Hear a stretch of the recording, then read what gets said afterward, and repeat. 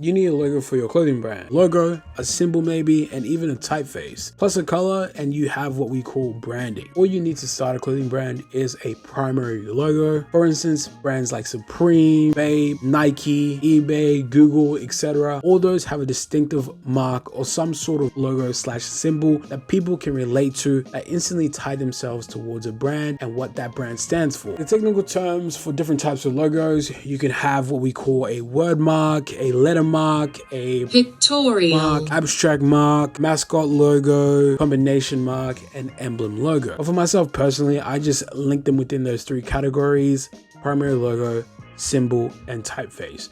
They all kind of fall within those. Now, before you start going ham and start sketching out concepts, you need to understand the fundamental concepts of what you're trying to build. One, what is the general aesthetic of the brand? Are you focused more within the streetwear era? Are you focused more on high fashion / luxury blanks? This will heavily tie into your target audience, because what you're trying to make is going to have to relate to the people you're trying to sell it to. We're going to go ahead and design 2 logos. So just a general basis of my brand identity to give you guys a little case study. Let's say my target demographic is 20 to 30 year olds that are into more so a streetwear brand that's a little bit elevated. With that in mind, let's go ahead and do some sketches. So the first sketch I have here is a sketch of 2 eyes with an S cut out of one of the eyes to create an iris. So this, I would call it street, fun, playful, and has a face. So you kind of tie it towards something that is not too serious. The second design, I would say it's a little bit more classic street. It has a sort of graffiti element to it, but it's a little bit more toned down. Again, it's still fun, but it's a little bit more clean. The third design, I would say it's a lot more formal in the streetwear nature, and it has like a boxy sort of shape, often tie that with being strong. The last design, it's like a musical note ended with an S. It's more mature. It still has that streetwear aspect to it, but you can see it as a classical element, and I would even see like a musical band use this as their logo. So the brand name is Stark. It can all tie into these different identities, but this all comes down to who's my target audience. So for this video, I'm going to focus on designs 2 and 3 because I feel like they work best within the realm that I'm trying to hit. If you haven't already, make sure you go ahead and follow me over at Kittle. Each day they have hundreds and hundreds of templates going onto their website, allowing you to get started designing instantly without having any prior knowledge. Whether you're building a custom logo, starting a clothing brand, or just making some fun ideas for your business, etc., Kittle is an amazing platform to start learning today. So go ahead and click the link in my bio, and I highly recommend you guys go with the Pro plan, as it's the best bang for your buck. And I've been saying this over and over again. I wouldn't be here telling you this if I wasn't using it myself. You guys see me use it all the time. Let's go ahead and get back into the video. But we're going to go ahead and press new project. I'm going to do a custom artboard with this one. I think I'm going to go 2500 by 2500. At a DPI, I have no less than 250. Let's go ahead and press create on that one. We can go ahead and upload our actual designs that we sketched earlier. So I'm going to go ahead over into elements. I'm going to start off with design 2. Let's go ahead and make a duplicate of that. I'm just using options and dragging across on my keyboard to make duplicates. I really love my Kittle workflow. I feel like I've nailed it down a little bit. Essentially, this is what we want. Might delete this one, bring this over here so we can bring that up as well. Something like that. And always, always, always make a duplicate. But I have noticed that the spacing is a bit off, so I'm trying to match out the spacing. Let's go ahead and press create on that one.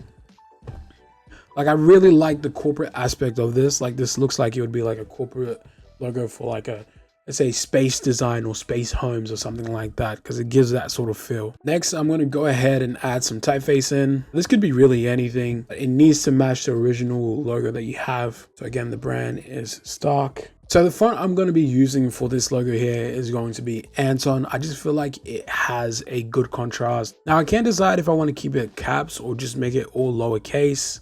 Like always, with every step, make a duplicate just so you can go back effectively, because sometimes the programs have a limit on how much you can go back. So I'm going to go ahead and just keep this font as a caps. Now for a dramatic effect, I'm just going to go ahead and select everything holding shift, and I'm going to drag it out so it's a bit more wide this way, as well as the typeface as well, so we have consistency within the angles and the actual width of the type and our font. Lastly, I'm going to go ahead and go to the original font, and I'm going to go into the glyphs.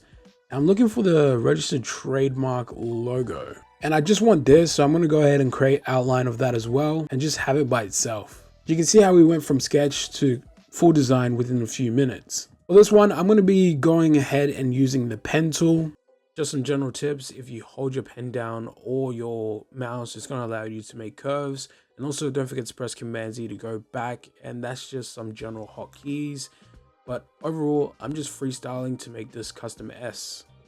But essentially, I don't want this to limit what I can do, because the idea was to mainly just have a custom S. And we did note that this one could be playful. So having something like this within that graffiti style is almost perfect. It's more tailored to the younger demographic and is a bit more playful. So essentially, I've just mixed these two together. Always make a duplicate no matter what you're doing, just in case you need to go backwards. Let's just see what this would look like if it was filled. And I think that's pretty solid, honestly. Obviously, we could use with some touch-ups in this general area around here. And even with curving this one out a bit more. But that very quick hand drawn was actually very impressive. And if I'm being honest with you, I think I did that like 7 times before I was happy with it. So don't look at that like, oh, that was quick, that was magic. Trust me, I literally did that like 10 times. I like these sort of like type font logos like this, because you could go ahead and implement them into a font. TARK. Grab a font.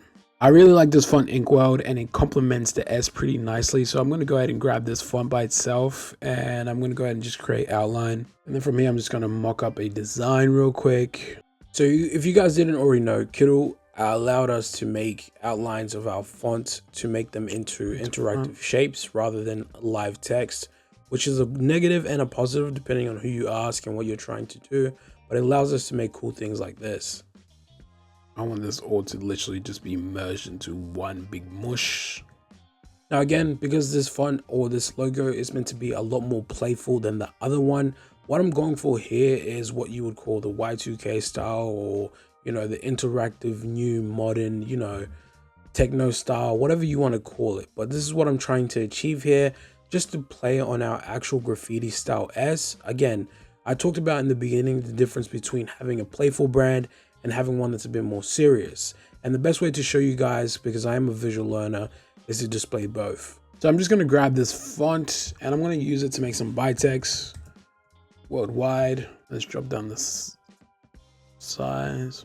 Again, this logo is meant to be extremely playful. Let's go ahead and group all this. Let's make a duplicate of it. Now with all these duplicates, let's just bring up the weight. The reason why we duplicate this is because it's a lot easier way of making what we would call an offset, just to give the actual logo its shape. This one is going to be in text shading, and it is going to be the offset.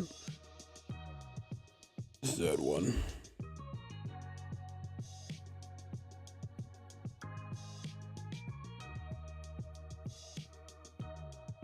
Lovely.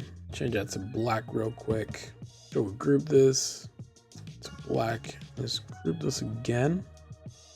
Duplicate it. And let's just drop down the weight just a tad bit. Now for this group, we're going to make this white. Make sure everything's grouped. And let's go ahead and align it. And let's bring this to the front. Let's go ahead and align that as well. Let's go into our elements window. Let's go into something like illustrations maybe. I really like this amorph or whatever it's called. Let's grab this one right here. I need to adjust this little point here so it's not so pointy upwards. Just round it off a bit. Let's group everything and bring it to the front. And now essentially we've taken something like this into something more like this. Now this is a dramatic take on the logo, and we ended up with a Y2K style logo. Again, those were my intentions because I said this was going to be more playful, so targeted more towards in that demographic. Now let's say we just strip this down, and there's two ways we could do it. One, we could strip the color, leaving it black and white, making it look something like this. Or two, we could go ahead and just use the logo by itself, so this S, and using the same font that we did for worldwide, but with stock, which was Ink World. If we bring this up, we can go ahead and have a simple, clean symbol / letter mark and our typeface. And again, this is complete brand. This is a complete brand. And also this is a complete brand. I'm going to go ahead and add a new artboard, bring this up. I'm going to go ahead and add a new artboard as well and bring this one up. Now, this is the same brand, but one, as you can see, is clearly tailored to a more mature audience compared to the other. And that just comes down to small tweaks, colors, the way you use shapes. Even if the shapes are cornered or rounded, those all play a psychological factor within your brain to associate it with a different demographic. And that's why at the beginning when I said, make sure you spend your time on understanding who your demographic is before you even go to branding. Lastly, you would want to have some sort of mock-up, whether it's a basic t-shirt or just, hoodie or something like that. But Kittle has some cool, basic shirts and mock-ups that you can use to display your designs. And I really like this one here. So I'm going to use this to make a sort of jersey graphic, strictly just using the logos. I'm not going to introduce anything new. So I'm going to grab this logo here and I'm going to go ahead and duplicate it. And I'm going to go ahead and bring it to the front, just size it. Put it to the front here. I'm going to go ahead and just grab the logo. I'm just going to put it on the back like this, really large.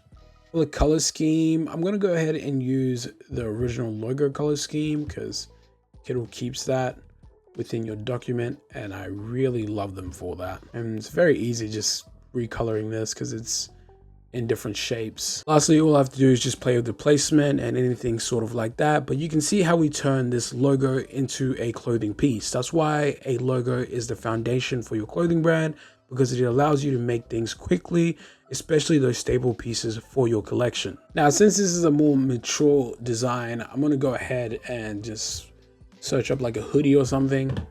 And I completely forgot, but in illustrations, Kittle has clothing. And you can go ahead and find a bunch of articles of clothing in here. I've used this hoodie in the past and I really like it. So I'm gonna use this hoodie again. Let's grab the back and let's just do the same for the back as well. Let's color block this bad boy. And for this one, again, I'm gonna keep it nice and short. Make that duplicate. Bring that logo up. Nothing better than a front chest placement. If you want it to be a bit more elevated, we could go ahead, add some typeface, and we could turn maybe this logo here into a quick zipper pull, just using the pen tool.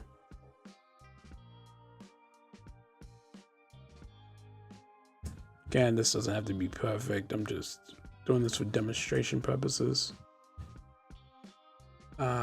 Color, we're gonna go with like a silver. It's the back.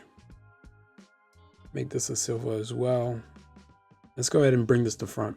There we go. We have an elevated basic with a simple logo at the front, which I would go for embroidery on the hood, logo 1 and logo 2. Now, if we tie it back to my original statement of the audience being 20 to 25-year-olds, which one do you think that demographic would pick? Let me know in the comments down below. I honestly believe that both of them kind of work. It just depends on occasion. Maybe the left is more so for a festival. The right is more so for every day. So I feel like that mature audience would go for something every day. So I would go with the stark classic bulky look. And we obviously have our Y2K look to fall back on to hit a broader demographic.